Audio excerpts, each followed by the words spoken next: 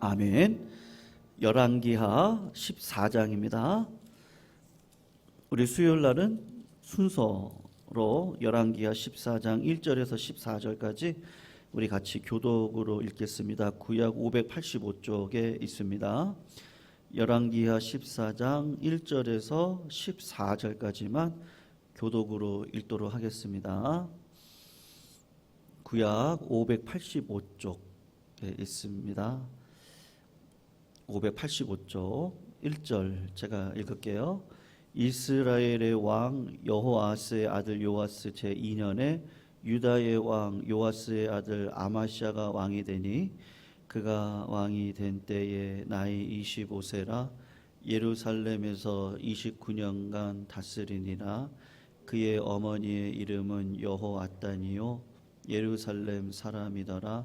아마시아가 여호와 보시기에 정직히 행하였으나 그의 조상 다윗과 같지 아니하였으며 그의 어머니 요아스가 행한 대로 다 행하였어도 산당들을 제거하지 아니하였으므로 산당에서 제사를 드리며 분향하였더라. 나라가 그의 손에 굳게 섬에 그의 부왕을 죽인 신복들을 죽였으나 왕을 죽인 자의 자녀들은 죽이지 아니하였으니 이는 모세의 율법책에 기록된 대로 함이라. 곧 여호와께서 명령하여 이르시기를 자녀로 말미암아 아버지를 죽이지 말 것이요 아버지로 말미암아 자녀를 죽이지 말 것이라. 오직 사람마다 자기의 죄로 말미암아 죽을 것이니라 하셨더라. 아마시아가 소금 골짜기에서 에돔 사람 10,000명을 죽이고 또 전쟁을 하여 셀라를 취하고 이름을 욕되리라 하였더니 오늘까지 그러하니라. 아마시아가 예후의 손자 여호아하스의 아들 이스라엘의 왕 요아스에게 사자를 보내 이르되 오라 우리가 서로 대면하자 한지라. 이스라엘의 왕 요아스가 유다의 왕 아마시아에게 사람을 보내 이르되 레바논 가시나무가 레바논 백향목에게 전가를 보내어 이르기를 내 딸을 내 아들에게 주어 아내로 삼게 하라 하였더니 레바논 들짐승이 지나가다가 그 가시나무를 질밥받느니라. 내가 에돔을 쳐서 파하였으므로 마음이 교만하였으니 스스로 영광을 삼아 왕궁에나 내 집으로 돌아가라. 어찌하여 화를 자취하여 너와 유다가 함께 망하고자 하느냐 하나 아마시아가 듣지 아니하므로 이스라엘의 왕 요아스가 올라와서 그와 유다 왕 아마시아가 유다의 벳세메스에서 대면하였더니 유다가 이스라엘 앞에서 패하여 각기 장막으로 도망한지라. 이스라엘 왕 요아스가 벳세메스에서 아하시아의 손자 요아스의 아들 유다 왕 아마시아를 사로잡고 예루살렘에 이르러 예루살렘 성벽을 에브라임 문에서부터 성 모퉁이 문까지 400규빗을 헐고 같이 있습니다. 너 여호와의 성전과 모든 기명을 탈취하고 또 사람을 볼모로 잡아서 사마리아로 돌아갔더라. 아멘. 우리가 그 유다 왕들의 치적을 볼 때 그 공통점이 있거든요. 처음에는 신앙적으로 잘 시작을 합니다. 그러면 하나님께서 어떻게 하시겠어요? 은혜를 주시잖아요. 복을 주십니다. 복을 어느 정도 받고 난 다음에 성공을 하게 되면 참 사람 마음이 늘 어린아이와 같아야 되는데 교만해져서 성경의 원리를 버리고 자기 욕심대로 살다가 나중에 이렇게 비참해지시는 분들이 유다왕 가운데 많이 있습니다. 그 대표적인 사람이 아달랴의 반란으로 어린 시절에 왕이 됐던 요아스라고 하는 왕입니다. 우리가 지지난번이죠. 그 수동적인 신앙에 대해서 공부를 하면서 배웠던 요아스 왕인데 요아스 왕이 자기를 살려줬던 여호야다가 살아있는 동안에는 신앙적으로 나라를 잘 다스렸어요. 그러니까 대제사장과 어린 시절에 성전에서 만나서 성전 안에서 그분의 이야기를 늘 듣고 살아가니까 뭐 성전을 깨끗하게 해야겠다. 성전을 지어야겠다. 그런 마음으로 신앙으로 참 잘 살았는데 문제는 뭐죠? 그 이후에 여호야다라는 대제사장이 죽고 난 다음에 우상을 섬기는 이스라엘의 그러니까 유다의 장로들하고 손을 잡고 바알 신앙을 끌어들이는 거예요. 그럴 때 하나님께서 요아스 왕을 사랑하셔가지고 여호야다, 그러니까 자기랑 그렇게 어린 시절에 신앙으로 잘 돈독했고 많이 배웠던 여호야다의 아들이 스가랴인데 하나님이 스가랴 선지자를 보내가지고 회개를 하라고 이야기를 합니다. 그런데 이 요아스 왕이 사람을 시켜서 돌로 스가랴 선지자를 쳐서 죽여버리고 맙니다. 결국은 여러분 그 심판을 받게 되는데 아람 왕 하시엘을 통해서 엄청난 피해를 입고 나중에 요아스 왕이 어떻게 돼요? 신하의 칼에 찔러서 죽임을 당하게 됩니다. 그리고 그의 아들 아마시아가 왕이 되는데요. 오늘 본문에 그 아들에 대한 이야기가 나오고 있어요. 근데 아마시아도 어떠냐 하면 처음에는 신앙적으로 잘 출발을 했어요. 여기는 또 케이스가 틀려요. 오늘 1절, 2절을 한번 보시면요. 어머니의 역할에 대한 이야기를 하고 있거든요. 요거만 읽으면 어머니의 역할이 어땠나 이걸 잘 모르지만 여기서 힌트가 있거든요. 거기 보시면 1절, 2절에 이스라엘의 왕 여호아스의 아들 요아스 제2년에 유다의 왕 요아스의 아들 아마시아가 왕이 됐습니다. 2절을 가서 보시면 그가 왕이 된 때가 나이 25세 예루살렘에서 29년을 그러니까 꽤 오랜 시간을 다스려요. 근데 여기 보면은 그의 어머니의 이름이 뭐라 그래요? 여호아단이라 그러고 예루살렘 사람이다 이렇게 이야기를 합니다. 역대 왕들과 달리 남유다의 9번째 왕 아마시아를 이스라엘 왕이 될 때 그 족보에다가 하나님이 의도적으로 누구를 기록해 놓고 있냐면 그의 어머니 여호아단이라고 하는 사람을 지금 의도적으로 집어넣고 있어요. 여호아단의 뜻이 뭐냐면 여호와의 기쁨이라는 뜻인데 아마시아가 오랜 세월 동안 통치를 할 수 있는 근거가 어디에 있었느냐 하면 이 어머니의 신앙에 있어요.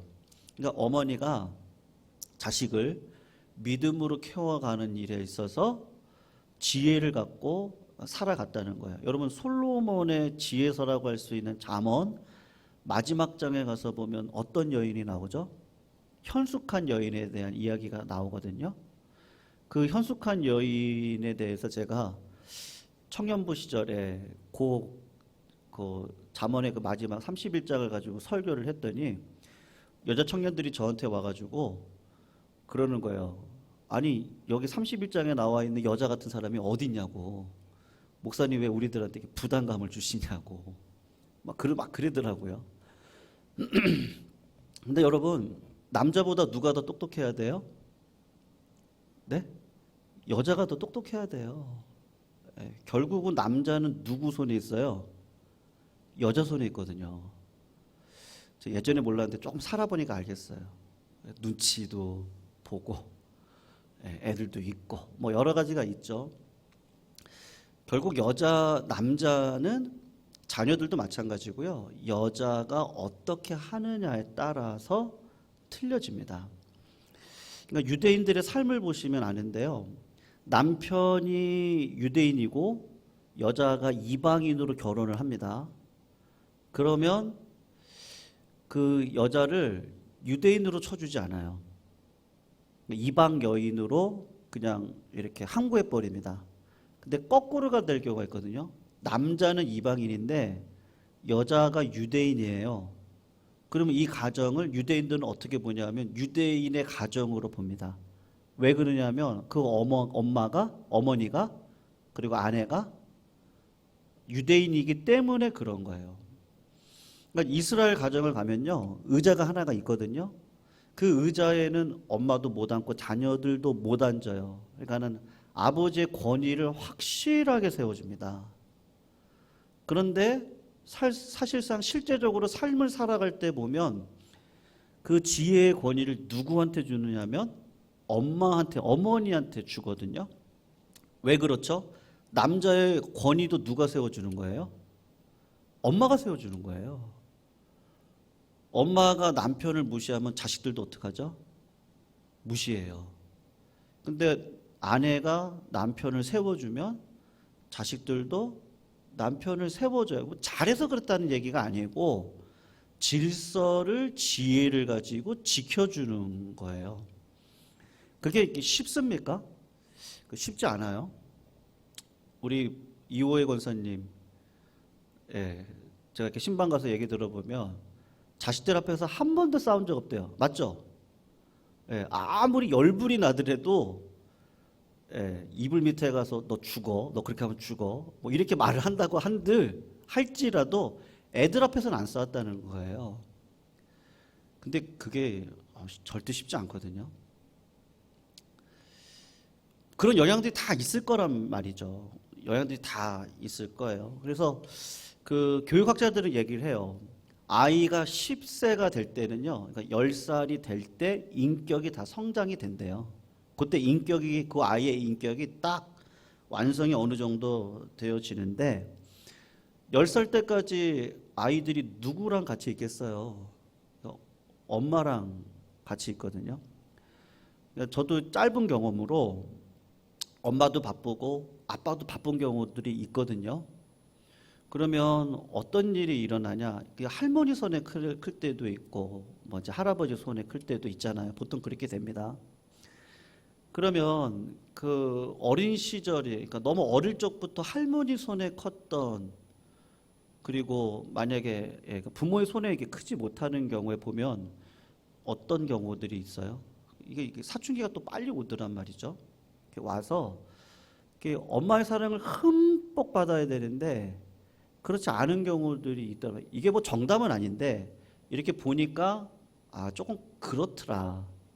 그래서 결국에는 나중에 그 엄마의 결국엔 기도로 크고 난 다음에 결국은 엄마가 기도로 또 이렇게 그 상처를, 그래서 어떤 저 딸은 뭐 나이가 30이 넘어서 그때 가서 엄마랑 속 얘기를 다 한 거예요. 그리고 둘이 펑펑 울었대요. 네. 야, 엄마가 미안하다. 근데 자식도 그 나이가 돼 보니까 엄마의 심정을 아는 거예요. 뭐 부부가 다 일을 하지 않고는 이 가정을 이렇게 세울 수가 없었거든요. 왜냐면 예전 분들 다 월세에서 시작하죠. 뭘 가지고 시작합니까? 그냥 방 한 칸 마련해서 월세로 시작해서 남편도 일하러 가고 아내도 일하러 가고, 그러면 이 아이를 뭐 할머니나 할아버지한테 맡기는 건데 그렇게 커 왔는데 이거 사랑을 흠뻑 못 받다 보니까 거기에서 오는 그 어떤 이제 자식들의 한계겠죠. 근데 그거를 자기도 이제 커서 보니까 부모님의 그래도 그렇게 고생을 해서 내가 이렇게 고생하지 않고 여기까지 왔다는 거에 감사함은 있는데 뭐는 남아 있는 거예요? 상처는 남아 있는 거예요. 그러니까 첫째 장녀는 그래도 장녀니까 그래도 딸이잖아요. 그러니까는 그냥 그걸 어떻게 참고 왔는데 참고 와서 봐도 내 안에 뭐가 상처가 있는 거죠. 밑에 동생들은 뭐 남자 아이들인데 그냥 천방지축으로 다 풀어낸 거고 첫째 딸은 못 풀어낸 거예요.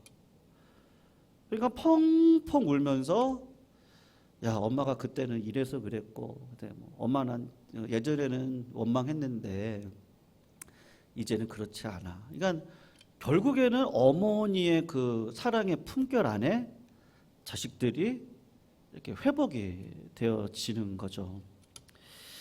그래서 제가 좀 자료를 좀 봤거든요. 그래서 이걸 뭐 제 말로 이야기할 수는 없잖아요. 이게 보니까 로마 황제 네로의 어머니는요, 살인자였거든요. 그러니까 네로도 어떻게 해요? 영향을 안 받을 수가 없잖아요. 네로도 미치광이가 되죠, 나중에. 근데 그 이유가 뭐겠어요? 아니, 어머니가 살인자니까요. 얼마나 뭐 인격적인 사랑을 이 사람이 받았겠어요? 어디 채울 데가 없고 그러다 보니까 사람이 미치는 거겠죠. 그러니까 네로의 어머니가 살인자였는데 네로도 결국은 살인자가 됐어요. 영국의 시인 바이런 어머니가 아주 교만한 사람이었다고 그래요. 근데 바이런도 보니까 교만하고, 그 다음에 케네디 대통령 있잖아요. 그 어머니가 로즈 케네디, 이거는 뭐 망나니였다고 하죠. 근데 사실 여러분 케네디가를 보세요. 보면은 뭐 자유주의 상징이긴 해요, 그분이. 근데 그분의 삶을 보고 그분의 그 어머니의 자녀들을 다 보면 그렇게 좋은 삶을 살지는 않았어요. 케네디가가 그렇게 명문 가문은 아니거든요. 뭐 그 외에도 뭐 수많은 케이스들이 많더라고요. 그러니까 콩 심은데 콩 나고 팥 심은데 팥 나는 거지.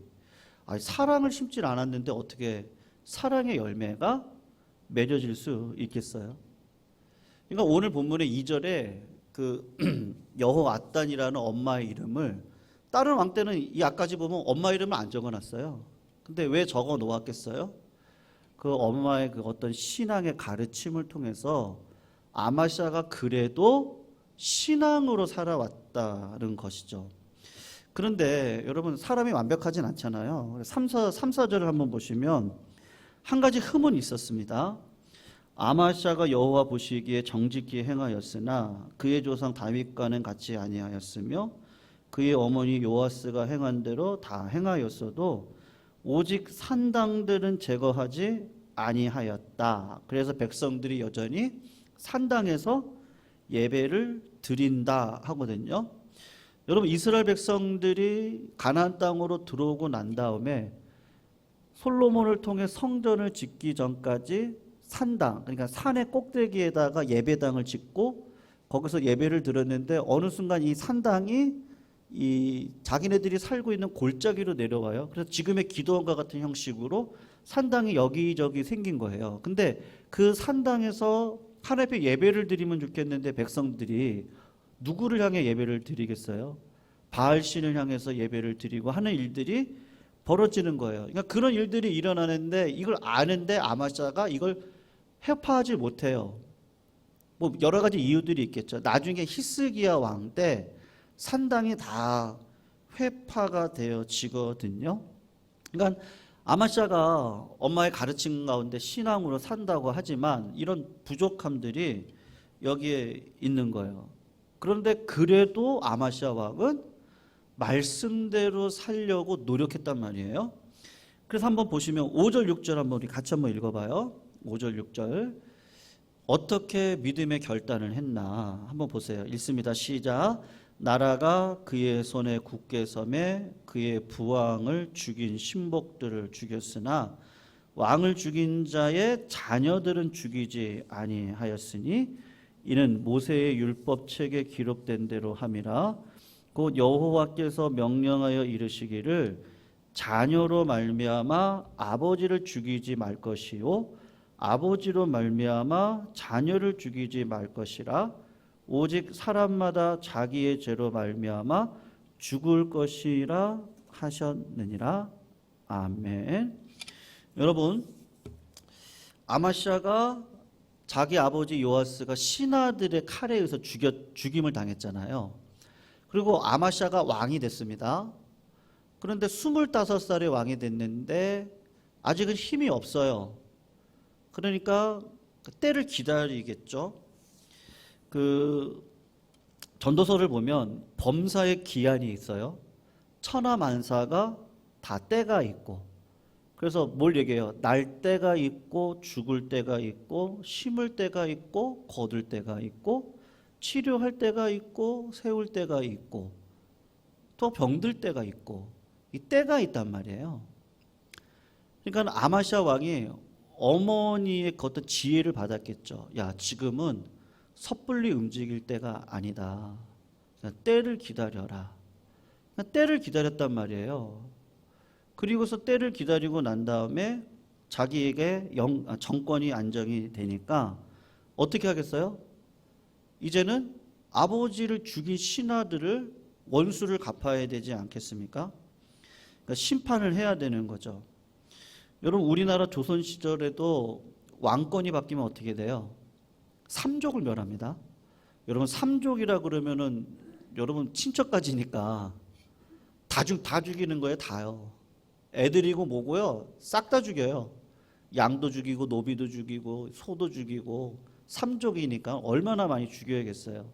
그렇게 해야 내 왕권이 성립이 되어지는 거 아니겠습니까? 보통 사람들이면 그렇게 할 거라고요. 아마샤도 그 마음 안에 뭐 원한도 있고 복수심도 있고 여러 가지가 있지 않았겠어요. 그런데 참 그래도 아마샤가 지혜로운 왕으로 참 이번에 잘했다. 그런 게 뭐냐 하면 하나님의 말씀을 따라서 그 부모는 죽입니다. 왜냐하면 아버지를 죽인 장본인이니까 심판은 해야 되겠죠. 질서를 세워야 되니까. 근데 자녀들은 죽이지 않았단 말이에요. 왜 그랬겠어요? 하나님께서 말씀 가운데 그렇게 하라고 하니까 성경대로 한 거죠. 그러니까 균형 있는 통치를 한 겁니다. 여러분 사람은 그렇거든요. 어떤 사람이 미워지면 여러분 그 집안 사람들이 미워지고 어떤 부분이 싫어지면요. 요만한 부분이 싫어지면 다른 부분도 다 싫어져요. 그런데 성경은 뭐라 그러죠? 악을 악으로 갚지 말고 선으로 갚아라. 아버지가 지은 죄를 자식에게 돌리지 않고 자식이 지은 죄를 아버지에게 돌리지 말아라. 네, 아버지의 이가 실이다고 자식의 이가 실이겠느냐? 성경에서 늘 얘기하는 게 그거거든요. 여러분, 우리가 간과하는 게 있는데요. 마음의 미움입니다. 살인은요, 이렇게 뭐 100명을 죽였다? 뭐 전쟁 때 빼고요. 그거 100명을 죽여가지고 심판을 받은 사람들은 그렇게 흔하지 않습니다. 그러니까 1명, 2명, 뭐 한 달 전이었나요? 어떤 참 이렇게 말하기도 참 겁나는 일들인데 동거하는 여자를 본인이 이렇게 살인을 해서 그 동거하는 여인의 카드를 가지고 뭐 8천만 원이가 또 뽑아가지고 그걸로 또 뭐 그 여자 집도 자기 걸로 해가지고 이렇게 막 살아요. 그러다가 어떤 일이 벌어졌는데 그 뭐죠? 그 택시 기사하고 택시하고 자기 차량이 부딪혔거든요. 근데 택시 기사를 뭐 합의를 해주겠다고 해가지고 자기 집으로 불러들여서 또 살인을 했어요. 그리고 그 시체를 저기 뭐 저쪽 어디 파주 쪽 거기 강변에다가 이렇게 유기를 했다고 하더라고요. 그리고 또 그 택시 기사의 교통 뭐 저기 신용카드를 가지고 또 재산을 뽑아내서 막 쓰고 살았다는 거예요. 그리고 택시 기사의 그 휴대폰으로 택시 기사인 것처럼 문자를 보내는 거예요. 왜 걱정이 되니까 자녀들이 걱정되고 아내가 걱정되니까 어디 있냐 그러면 나 지금 바쁘고 어쩌고 이래서 시간만 흘러가게 하는데 결국에는 덜미가 잡혔거든요. 그러니까 살인이라고 하는 건 어찌 됐든지 이게 덜미가 잡혀서 그걸 끝냅니다. 근데 미움은 어때요? 미움은 뭐 한 명을 미워하든 두 명을 미워하든 사울이 그렇죠. 다윗을요 평생을 미워하고 살았습니다. 네. 다윗은 살인자잖아요. 근데 회개하거든요. 근데 미움은 큰 죄라고 생각을 하지 않고 살아갈 때가 우리들이 많거든요. 근데 미움만큼 하나님 보시기에 큰 죄가 없거든요. 여러분 내가 막 남을 막 원망하고 미워하는데 성령이 내 안에서 운행하실 수가 있겠어요? 그럴 수가 없단 말입니다. 근데 우리가 자꾸 오해하고 착각하는 게 뭐예요? 아, 나는 살인자 아니야. 아, 나는 간음 안 했어. 아, 나는 도둑질 안 했어. 근데 마음 안에 음욕, 마음 안에 미움, 마음 안에 질투. 뭐 질투는 도둑질이고요. 미움도 뭐겠어요? 살인이고 음욕도 간음인데 그걸 평생 하고 살아간다고 생각해 보세요. 하나님 보실 때 어떠시겠어요? 그게 더 큰 죄인 아니겠어요? 왜냐하면 회개하지 않으니까요. 오히려 다윗은 살인을 범하고 눈물을 펑펑 흘리면서 회개하는데 평생 다윗을 미워했던 사울은 회개하지 않거든요. 그러니까 아마샤가요, 요 시험을 어떻게 보면 잘 통과한 거죠. 자기 아버지를 죽인 신복들을 심판을 했는데, 아니 여기서 끝나지 않고 자녀까지도 죽일 수가 있는데 말씀이 나에게 딱 와서 야, 자녀는 아니지. 아니 그 자녀들이 나중에 커서 힘을 갖고 아마시아를 죽일 수도 있는 거 아니에요. 그런데 아마시아가 어떻게 해요? 믿음대로 산단 말이죠. 근데 이게 아마 그 어머니의 영향이 크지 않았을까. 여러 가지로 살펴보면 그렇단 말이에요. 그러니까 하나님께서 어떻게 하세요? 은혜를 주세요. 아, 네가 네 힘으로 살지 않고 하나님의 힘으로 살라고 하는구나. 그러니까 나는 너한테 그러면 내가 은혜를 줄게. 은혜를 주는데 어떤 은혜를 주세요? 7절을 한번 보시면요. 아마시아가 소금 골짜기에서 에돔 사람 10,000명을 죽이고 또 전쟁을 하여 셀라를 취하고 이름을 욕드엘이라 하였더니 오늘까지 그러했더라. 그렇게 얘기하거든요. 여러분, 유대민족 입장에서 에돔은 남쪽에 있는 민족들인데 요 에돔은요 암덩어리 같은 존재들이에요. 늘 유대 백성들을 괴롭히는 사람들이에요. 그런데 이 사람들이 힘이 더 세요. 내가 약하고 늘 그렇거든요. 늘. 여러분, 우리 몸 안에 진짜 나쁜 뭐라고 해야 되나요? 병마가 딱 들어왔을 때 이게 나를 늘 괴롭힌단 말이에요. 그럼 어떻게 해야 돼요? 이걸 떼어버리면 참 좋겠는데 에돔이 딱 그런 존재예요. 늘 나를 괴롭히는 존재인데 하나님께서 네가 그렇게 믿음으로 살아? 그러니까 주변을 어떻게 해주시는 거예요? 평안을 주시는 거죠. 근데 여러분 여기 보시면은 한번 말씀을 한 요거 찾아보면 좋겠거든요. 역대하 25장이에요. 역대하 25장에 보면 에돔과의 전쟁에 있어서 시험이 있었는데 그거를 아마시아가 믿음으로 이겨내는 일들이 있거든요. 25장 한번 봐보세요. 요건 좀 찾아보고 갈게요. 14절에서 16절이에요.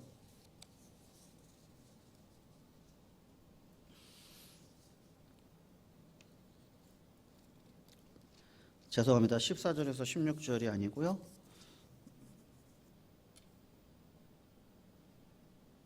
5절부터 와보세요. 5절부터 제가 읽어볼게요. 그 에돔과의 전쟁을 치르는 과정 가운데 있는 일인데요. 5절 제가 읽어볼게요. 역대하 25장 5절. 아마시아가 유다 사람들을 모으고 그 여러 족속을 따라 천부장들과 백부장들을 세우되 유다와 베냐민을 함께 그리하고 20세 이상을 계수하여 창과 방패를 잡고 능히 전장에 나갈 만한 사람 30만 명을 얻고 6절에 보면 또 뭐가 있어요? 또 은 100달란트로 이스라엘 나라에서 큰 용사 10만 명 용병을 고용을 합니다. 그때 7절에 하나님께서 야, 네가 하나님만 믿고 의지하고 살아갔는데 용병을 고용을 해? 그러면서 7절에 보면 어떤 사람이 아마시아에 나와서 이르되 왕이여 이스라엘 군대를 왕과 함께 하게 하지 마옵소서. 여호와께서는 이스라엘 곧 온 에브라임 자손과 함께 하지 아니하시나니 왕이 만일 가시거든 힘써 싸우소서. 하나님이 왕을 적군 앞에 엎드러뜨리게 하시리이다. 하나님은 뭐라 그래요? 능히 돕기도 하고 능히 패하기도 하시나이다. 아니 하나님을 지금까지 의지하고 잘 왔는데 왜 이 전쟁에서 사람을 또 의지합니까? 9절을 보세요. 아마시아가 하나님의 사람에게 이르되 내가 100달란트를 이스라엘 군대에게 주었으니 어찌할까요?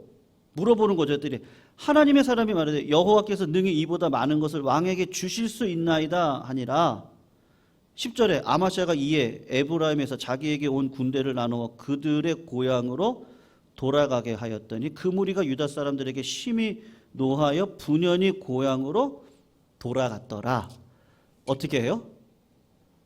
내가 잘못했구나. 그리고 어떻게 하죠? 회개하고 돌려보내요. 여러분 100달란트예요. 어마어마한 돈을 이미 줬을 거라고요.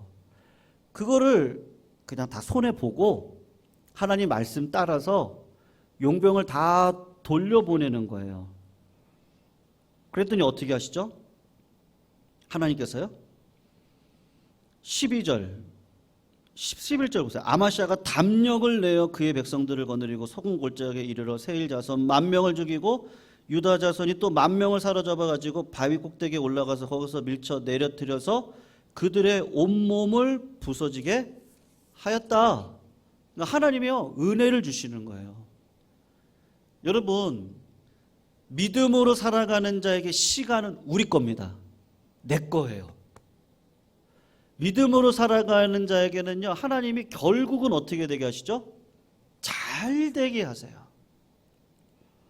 근데 어느 순간 믿음을 놓치면 어떻게 돼요? 하나님께서 경고를 주시거든요.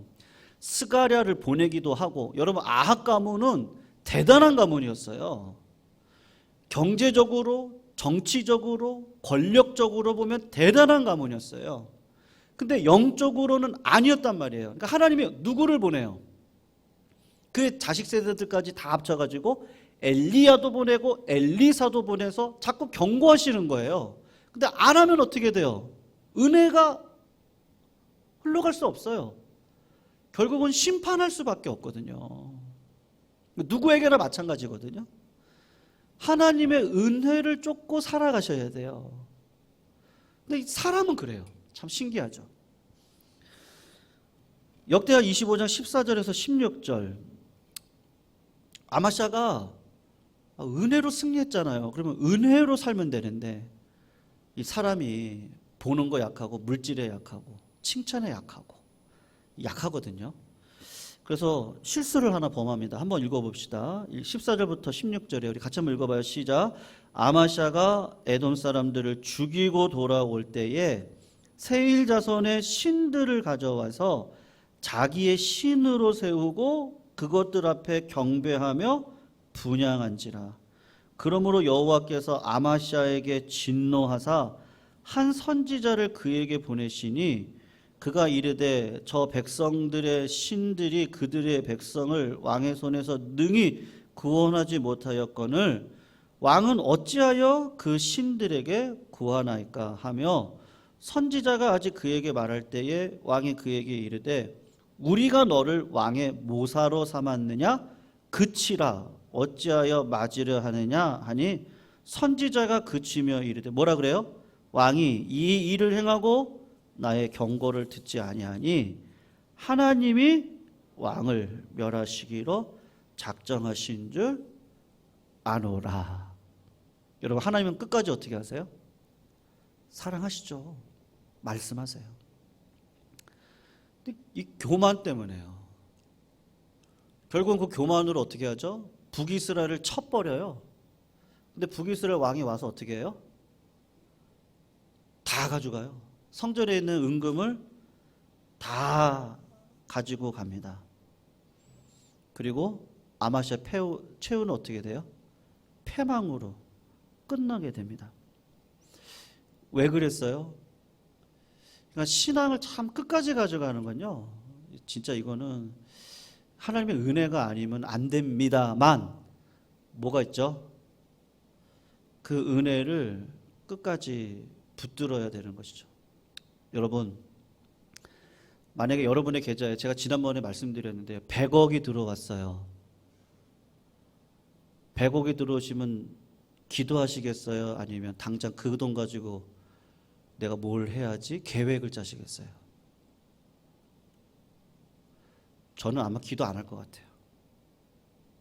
네, 하나님의 일을 한다고 하면서요 100억 가지고 뭐를 하지? 그럴 것 같아요. 그러다 보면 뭐가 들어와요? 물질의 힘이 있잖아요. 어느 순간 그렇게 10년, 20년 가다 보면 어떻게 해요? 이 기도의 영성을 다 잊어버려요. 내가 어디로부터 출발했는지를 다 잊어버릴 것 같아요. 1000억이면요. 더 교만해질 것 같아요.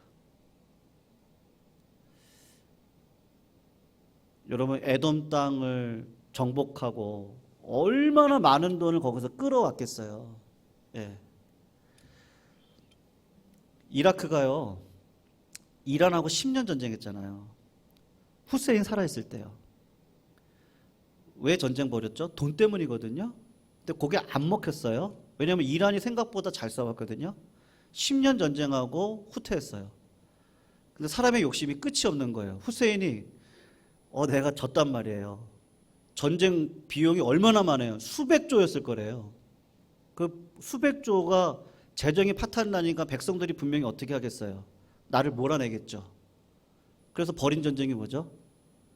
쿠웨이트 전쟁 벌였거든요. 왜냐면 조그만 나라니까 요거 내가 먹기 쉬운 거예요. 거기서 얻는 그 유저는 대단했어요. 천억이었겠어요? 수백조였을 거라고요. 그 돈 때문에. 근데 여러분 결국은 어떻게 됐죠? 미국이 가만히 있나요? 미국이 중동에서 기름 다 가지고 오는데 미국 경제가 파탄이 나니까 미국이 가만히 있을 수가 없는 거예요.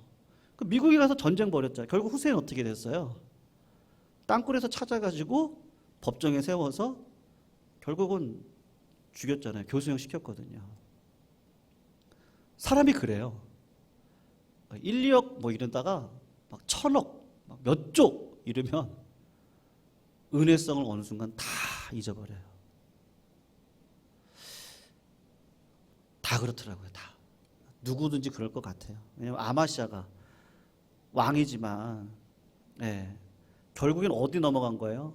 에돔 땅 정복하고 거기서 얻었던 수백조.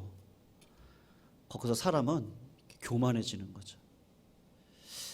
참 다윗을 보면 그래서 대단한 것 같아요. 다윗은 어떻게 자식한테 줄 돈 4조를 모았거든요. 지금식으로 계산하면 4조인데 성전을 내가 짓지 못한다고 하니까 그럼 하나님 제 돈 이거 다 어떻게 해요? 그냥 인생 마음대로 쓰고 살 것 같은데 그러면 하나님 제가 성전 지을 돈 내가 모을게요. 그게 모은 게 4조가 넘거든요. 다윗은 돈 앞에서 세상의 물질 앞에서 흔들리지 않았어요. 그래서 참 그 신앙이 대단하다. 다윗이 했던 기도 고백은 진짜구나. 하나님 나에게 정직한 영을 주십시오. 성령을 내 마음 가운데서 떠나보내지 않게 하십시오. 다윗은 진짜로 은혜 안에 살았던 자였던 것 같아요. 어릴 적부터 왕이 되고 형통할 때도 평안할 때도 하나님이 성전을 짓지 말라고 할 때도 늘 나는 은혜를 붙들고 살아왔기 때문에 은혜의 열매를 맺고 살아가는 거죠. 성도님들, 오늘도 우리들에게 필요한 건 뭐예요? 우리 주님의 십자가의 보혈입니다. 우리는 거기서부터 여기까지 왔어요. 그거를 잊지 마시고 그냥 하나님과 늘 동행이죠. 하나님을 사랑하는 거죠.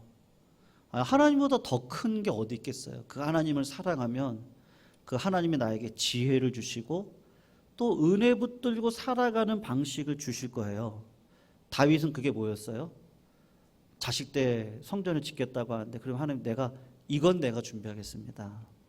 그리고 자기 인생을 어떻게 살았어요? 물질 앞에 굴복하는 인생이 아니고 하나님의 은혜를 붙들고 끝까지 살았던 다윗. 그는 진짜 천국 백성이죠. 우리들에게 삶에 그런 능력이 필요한 겁니다. 하나님은 그거를 원하실 거예요. 그래서 시편에 보면 131편인데요. 하나님 내 눈이 교만하지 않게 해주시고 내 마음이 오만하지 않게 해주십시오. 그리고 내가 능히 이룰 수 없는 일을 바라지 않게 해주시고 어머니의 젖을 바라는 뭐와 같이 하게 해달라 그래요? 어린아이 같이 되게 해주십시오. 여호와만 찬양하게 해주십시오. 이 고백이 실로 위대한 고백입니다. 왜요? 우리는 참 그럴 수 없는 존재거든요. 하나님이 해주셔야 되는 거죠. 오늘도 그런 믿음 안에 서시기를 축원하고 부탁드립니다. 오늘 말씀 붙들고 찬양할까요? 254자 내 주의 보혈은 1절, 2절, 4절, 5절